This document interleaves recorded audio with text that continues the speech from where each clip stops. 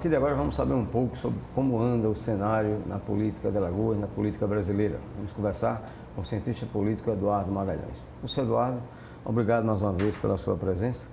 Ele pergunta inicialmente como é que o senhor avalia o atual quadro, o atual cenário político em Alagoas, já visando a eleição do ano que vem.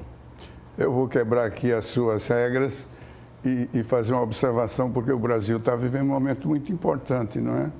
O futuro do Brasil depende das decisões que serão tomadas agora.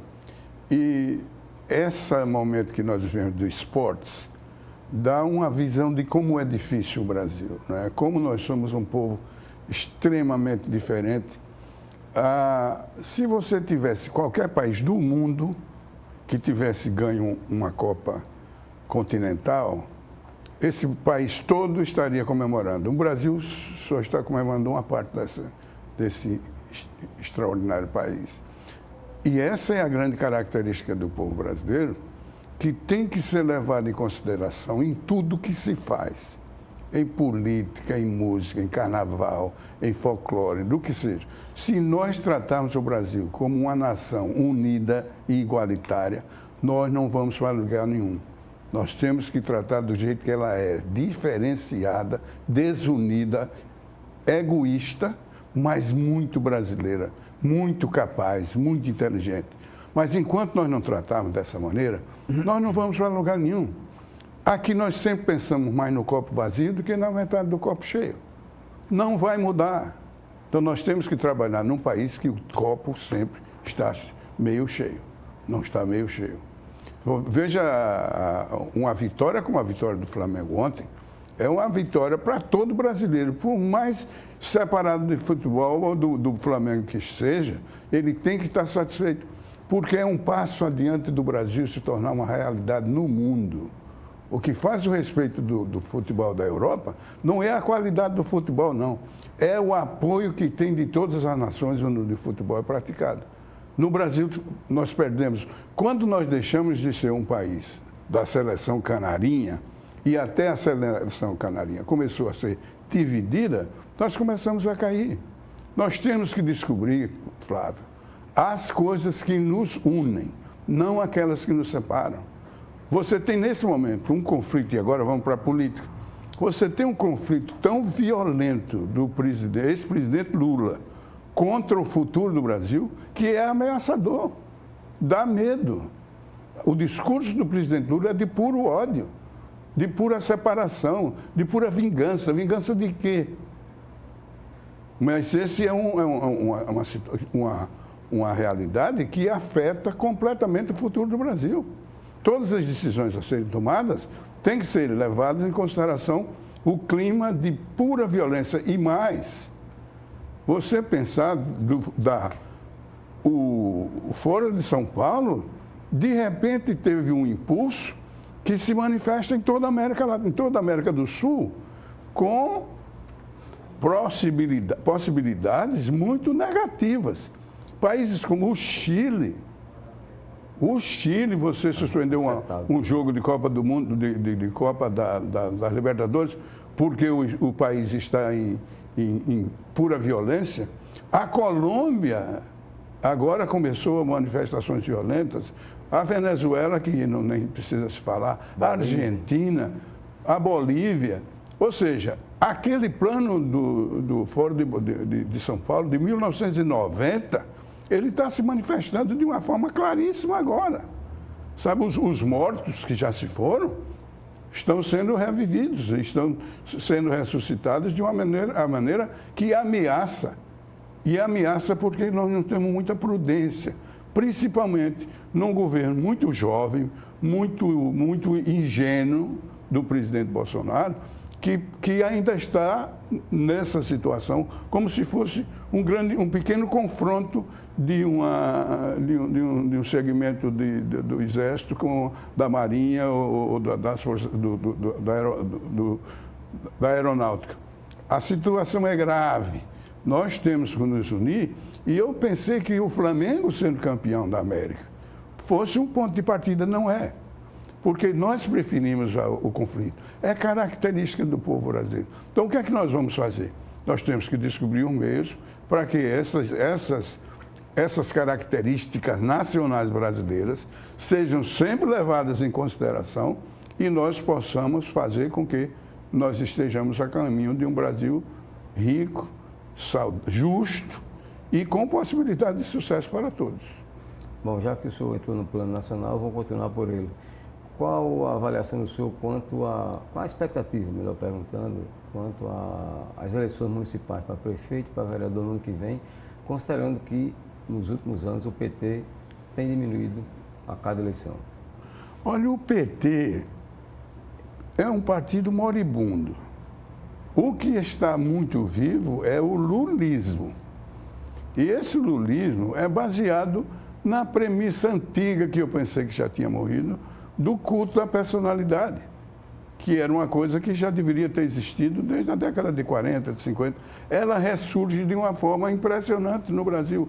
O Lula é a personagem mais em evidência nesse momento. Não tem voto mais para ganhar para presidente e vai ter grandes surpresas, inclusive surpresas de violência. A cada dia que passa, as manifestações estão sendo mais cruas, mais violentas, mais perigosas, e você vai ter a mesma coisa que fez o Evo Morales sair da Bolívia. Porque nós somos um povo extremamente pacífico, que gosta do que é bom, gosta de festa, de alegria, mas tem pessoas que gostam também de violência. E essas pessoas vão surgir, os black blocs estão por aí, né? E essas pessoas vão surgir mais cedo ou mais tarde. Então, a situação do futuro do Brasil é muito incerta, principalmente porque o estupim está aceso. E ele, mais cedo ou mais tarde, se não for apagado, ele vai produzir uma explosão muito grande. Você tem uma pessoa que tem uma posição tão forte do lado do Bolsonaro, sem ser Bolsonaro, que é ainda pior, que é o general Mourão. O general Mourão se calou, tomou a posição de uma liderança esperando que termine os 2 anos do primeiro mandato, os 2 primeiros anos do mandato. Para poder assumir. Para poder assumir. Você acredita então num golpe? Não é golpe, não. Não é golpe. E como é que se vai afastar? A Constituição diz que, segundo, se houver o afastamento ou a renúncia do presidente da República, ele vai ser substituído pelo vice-presidente. Nós não somos um povo de revolta. Nós tivemos um presidente mais votado na história, proporcionalmente, do Brasil, que foi Jânio Quadros. 6 meses depois, renunciou, ninguém foi para a rua nem para tomar cerveja. Renunciou e acabou-se. Acabou-se para sempre. Se cometeu autofagia. O senhor acha que Bolsonaro não termina o mandato? Eu acho que Bolsonaro dificilmente termina o mandato de 4 anos. Eu acho que no segundo ano ele terá esgotado toda a paciência do povo brasileiro com as coisas que ele faz, que são muito intempestivas, são muito resultado de instintos do momento. E um presidente da República não pode ser assim. O ex-presidente Collor já deu esse recado para o presidente Bolsonaro, falando do próprio exemplo dele, que não prestigiou. Exatamente. O presidente Collor, a história vai mostrar que a queda do presidente Collor não foi por PC Farias, não foi por corrupção, foi porque ele não sabia lidar com o Congresso Nacional. Ele não sabia lidar com as grandes lideranças. Ele disse, pronto, pois então eu assino embaixo. Não tenha dúvida. E outra, a presidência curta de Fernando Collor vai ser reescrita de uma forma muito positiva. O que há de moderno no Brasil de hoje começou no governo de Fernando Collor. As coisas mais importantes de modernidade, principalmente na área de ciência e tecnologia, tem um ponto de partida no governo de Fernando Collor. E Fernando Collor só era... Eu trabalhei na eleição de 2002, no grupo com a equipe de Fernando Collor, e ele é uma pessoa simplesmente impossível de ser entendido. Como ele funciona, só ele mesmo pode compreender e pode saber por que é que ele funciona dessa maneira. Mas se ele sobreviver alguns problemas que ele ainda tem, ele entrará na história de uma forma muito positiva por ter sido o pioneiro do Brasil moderno que nós estamos começando a ter. Que nota, professor, o senhor daria a Jair Bolsonaro, que está concluindo agora o primeiro ano de mandato? O Jair Bolsonaro tem altos e baixos, né? Porque ele é uma pessoa que reage. Não sabe o Fernando Henrique, ou alguém já disse que não perde a piada, nem que perca o amigo, ele não perde a oportunidade. Pois é o presidente Bolsonaro.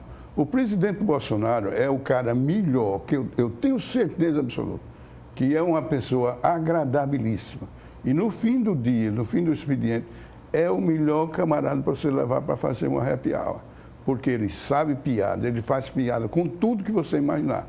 Mas, numa coisa de mais conteúdo, uma coisa mais profunda, que exige um conhecimento que ele não tem, nem está preocupado em aprender. Porque tudo ele passar para o Paulo Guedes, a essa altura ele já devia saber muito da economia brasileira. Ele já está envolvido como candidato há mais de um ano, já é presidente da República há mais de 300 dias, ele já devia ter estudado muito para saber como é que funciona a economia brasileira. Um camarada que é formado nas Agulhas Negras, que é capitão do Exército, tem uma preparação acadêmica muito forte, mas ele não tem.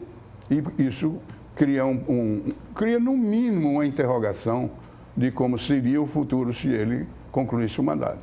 Vamos agora ao cenário local. Disputa para prefeito em Alagoas, temos, em relação a Maceió, alguns nomes, como, por exemplo, Alfredo Gaspar de Mendonça, JHC, deputado JHC, Rodrigo Cunha, Davi Davino e Ronaldo Lessa. Teria mais alguém além desses? Não, o Rodrigo Cunha está eliminado. O Rodrigo não é candidato a prefeito de Maceió, primeiro porque ele teve uma parceria muito positiva na eleição dele para o Senado. O apoio do JHC foi importante para a grande vitória de Rodrigo. Rodrigo é um dos candidatos em potencial para governador em 22 e não é candidato único. Não é candidato único. O estilo Rodrigo Cunha, eu já disse aqui nesse programa, é um tanto provinciano. E provincianismo não tem lugar mais na política brasileira. O lugar da política moderna é a sofisticação. Ele tem que ser mais sofisticado.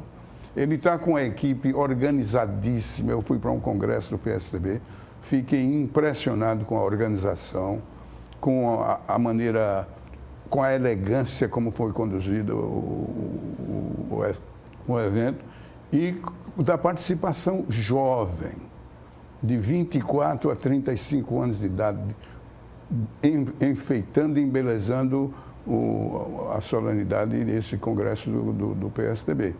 Isso mostra que essa será uma eleição dos jovens. Rodrigo, 2022, seria candidato a quê, na sua avaliação? Rodrigo deverá ser candidato a governador do Estado. O que ele está fazendo com o trabalho nos municípios... O Rui Palmeira, o prefeito Rui Palmeira, que é do PSDB também, já disse que pretende ser candidato a governador. E aí? Olha, o Rui é o político... Se o Collor tem as peculiaridades deles, as idiosincrasias, multiplique por 10, aí você tem o Rui. O Rui não sabe o enigma que havia lá no Egito? É o Rui. Ninguém entende o Rui. Primeiro que ele não fala. Ele não abre o coração dele para ninguém. Ele é calado e as ideias dele são dele. Mas ele já disse que pretende ser candidato ao governo. Ah, mas ele disse não, só sem ter o peso da decisão final. É apenas você quer uma resposta, pronto, eu sou candidato a governador do Estado. Até porque é um bom prefeito, tem uma história política, tem tradição dele, familiar, partidária. Partidária é o PSDB, o partido do Rui em 2022, ou em 2022 o partido será do Rodrigo ou da deputada Tereza Nelma? Havia mais pessoas da Tereza Nelma no congresso do PSDB, no fim de semana, do que do próprio Rodrigo. E Rodrigo é o senador. Tereza Deputada. é deputada federal. Mas falando na prefeitura, nos pretensos prováveis candidatos, o que é que o senhor nos diz em relação aos que sobraram aqui? Alfredo Gaspar, JHC, Davi Davino e Ronaldo Lessa. Olha, o Davi Davino já exerce um certo mandato de prefeito aqui, em parte da cidade de Maceió. Ele tem a organização de saúde mais influente e mais importante da cidade de Maceió. É do Davi Davino. Se você quiser fazer uma cirurgia gástrica, o melhor lugar para procurar é o Davi Davino, que ele organiza rapidamente e de muita qualidade. Então, ele tem um governo paralelo que ninguém se compara ao governo paralelo dele, que já foi um dia dominado pelo Galba Novaes. Hoje é dominado pelo Davi Davino. Então, 1/3 de Maceió tem uma ligação fortíssima com Davi Davino. Mas os outros 2/3 não tem nem ideia de quem seja Davi Davino. Nem ele se faz conhecido, porque ele não se sente bem à vontade nos contatos públicos. Ele é homem de bastidores.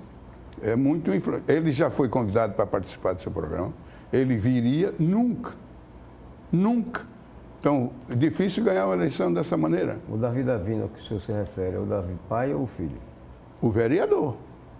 O vereador que tem uma história, e é o mais velho dos dois, né? O que é candidato. Outra coisa, você tem uma pessoa que nós nos esquecemos, que provavelmente teria um apoio muito grande e especial do Rui, que é o Eduardo do Box. Ah, Eduardo Canuto. Eduardo Canuto. Eduardo Canuto é um excelente, tem um trabalho muito grande junto ao Rui. E o Rui levou o Eduardo Canuto para o PSDB. E ele é do PSDB do Rui, né? Que agora pode ser confundido com o PSDB do Rodrigo, né? Ou seja, fica no R. Mas o Eduardo Canuto é um camarada que tem muito serviço prestado, tem um trabalho muito grande nos esportes. E gostaria de ser prefeito de Maceió, mas ainda não surgiu um apoio que pelo menos garanta uma participação como grande possibilidade de vencer. Tem ainda outras pessoas. O que é que vai acontecer com o Maurício Quintela? Maurício Quintela é um dos políticos mais simpáticos de Maceió, de Alagoas. Tem um relacionamento excelente, é muito bom de urna. E vai ficar o quê? Vai ser candidato a alguma coisa? Qual é a coisa que ele seria? Não vai ser candidato a prefeito de Maribondo. Ele vai ser pode ser candidato a prefeito de Maceió. Um rapaz muito simpático, agradável. Tem muito apoio financeiro, tanto aqui como fora de Maceió. Um candidato perfeitamente viável. Tem o Cabo Bebeto, que tem sido uma surpresa. O Cabo Bebeto era um destaque antes de chegar à Câmara de Deputados, à Assembleia Legislativa. Na Assembleia Legislativa ele não brilha. Ele tem que voltar por outro caminho para poder ser um candidato. E poderá ser candidato a prefeito de Maceió. Mas tem que encontrar outro caminho para poder atrair o eleitorado alagoano. 2022. Para governador, citamos aqui Rui Palmeira e Rodrigo Cunha. Rodrigo Cunha. Outras alternativas?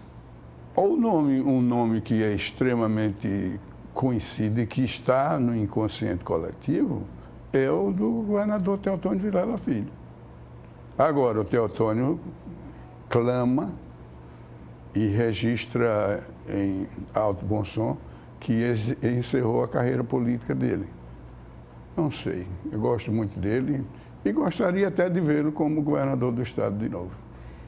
Para o Senado temos apenas uma vaga, que atualmente é do senador Fernando Collor de Mello, e está sendo pretendida pelo governador Renan Filho. Pelo governador Renan Filho e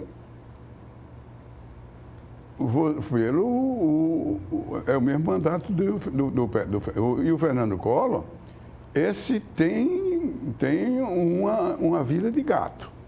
Tem 7 vidas multiplicado por 7. Ele tem uma resiliência extraordinária. Ninguém perde o mandato de presidente da República e 4, 5 anos depois se reelege senador da República. Só um camarada que tem uma força política incomensurável. Não tem como tirar isso Fernando Collor. Agora, o eleitorado de Fernando Collor já está muito idoso, já não tem aquele entusiasmo que tinha quando ele se elegeu deputado federal em 82, que era coisa extraordinária, em 86 para governador do estado, era aquela coisa do dinamismo que você já não tem nos seus seguidores. Isso faz com que uma eleição dele para qualquer coisa, para senador ou para o governo do estado, seja muito mais difícil do que já foi. Ok, muito obrigado ao professor Eduardo Magalhães, cientista político, pela sua presença aqui nesta edição de Conjuntura. Obrigado também a você, telespectador, por nos acompanhar.